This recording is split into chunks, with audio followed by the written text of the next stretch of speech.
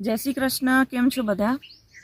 મેં કાલ રાત્રે ઇન્સ્ટાગ્રામની સ્ટોરીમાં એક નાની એવી વાછડીની સ્ટોરી મૂકી છે ફોટા સાથે, અને લખ્યું છે કચ્છથી આ ફોટો આવ્યો છે.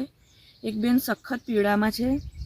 આપણી ગૌરી લક્ષ્મી જોઈને એને એની વાછડીઓ યાદ આવે છે. દીકરી સમાન બે નાની વાછડીઓ હમણાં ધામમાં ગઈ, તો એ સખત પીડામાં છે અને રડે છે કે બેન બહુ યાદ આવે છે, શું કરું. આપણને આ જે મૂંગા જીવો હોય ને એનું આયુષ્ય બહુ નાનું હોય.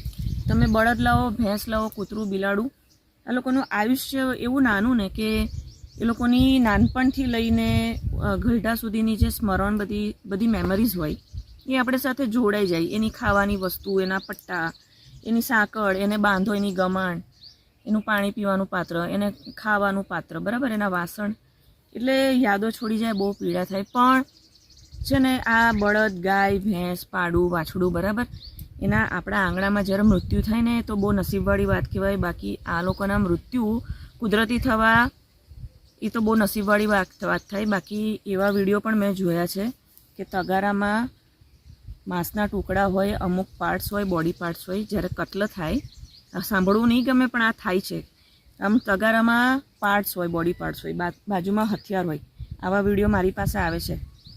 તો જ્યારે એટલે નસીબની વાત કહેવાય. જ્યારે પીડા થાય એટલે ત્યારે રડી લેવું, રોઈ લેવું, પ્રભુ સ્મરણ કરવું, ભજન કરવું, અને એનાથી પણ રખડતા, આવા તમારો ઢોર તો તમારા આંગણેથી ધામમાં જાય ને તો નસીબવાળું. બાકી રખડતા હાઈવે પર, બીમાર, ઘાયલ, સડેલા ઘા લઈને સડતા હોય, રખડતા હોય, એવાઓની સેવા કરવી, એવાઓને અન્ન આપવું, ઘાસ અને દૂધ, રોટલી, કૂતરાઓને, ગાય, બિલાડીને, બધાને. એટલે આ તો નસીબની વાત છે. મૃત્યુ નિશ્ચિત છે.